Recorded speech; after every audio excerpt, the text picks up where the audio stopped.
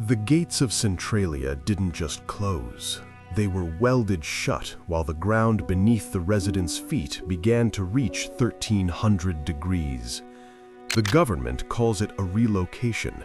The archives call it a permanent quarantine.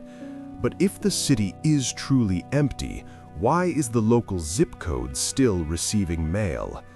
To understand the silence, we have to look at a leaked 1981 report from the Bureau of Mines.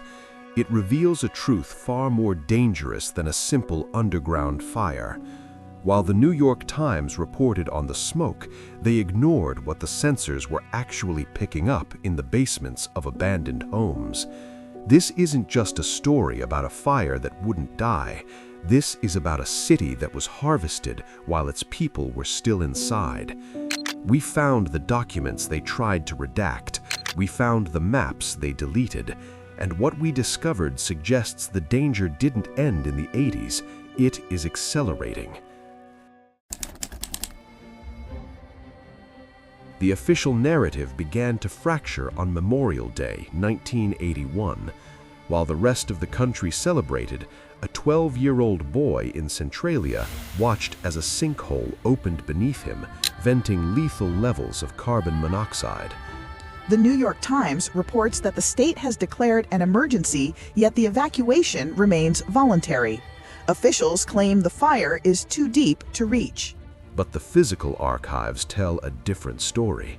Records reveal a pattern of government negligence that traces back to a 1962 landfill fire. It wasn't just that they couldn't put the fire out, it's that they stopped trying. According to regional records, the state began purchasing homes not to save lives, but to acquire the mineral rights to the massive anthracite coal vein sitting directly under the burning streets. The residents weren't being evacuated from a disaster, they were being cleared from a construction site. Decades later, the smoke still rises, but on the fringes of the internet, the story gets darker. While the city is legally dead, the infrastructure remains suspiciously active.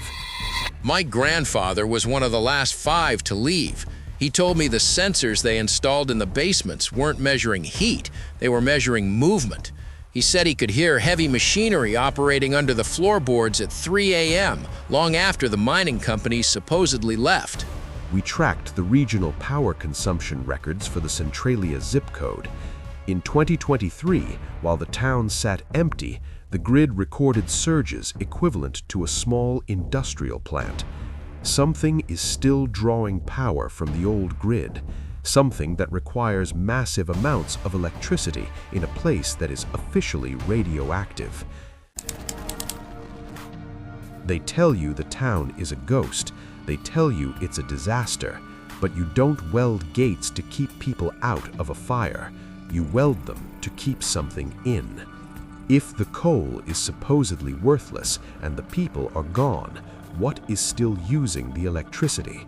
And more importantly, as the fire moves east at a rate of 75 feet per year, which town is next on the list for a mandatory relocation?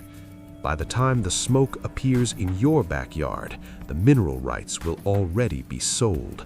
The question isn't why Centralia is burning. The question is, who is waiting for the fire to reach you?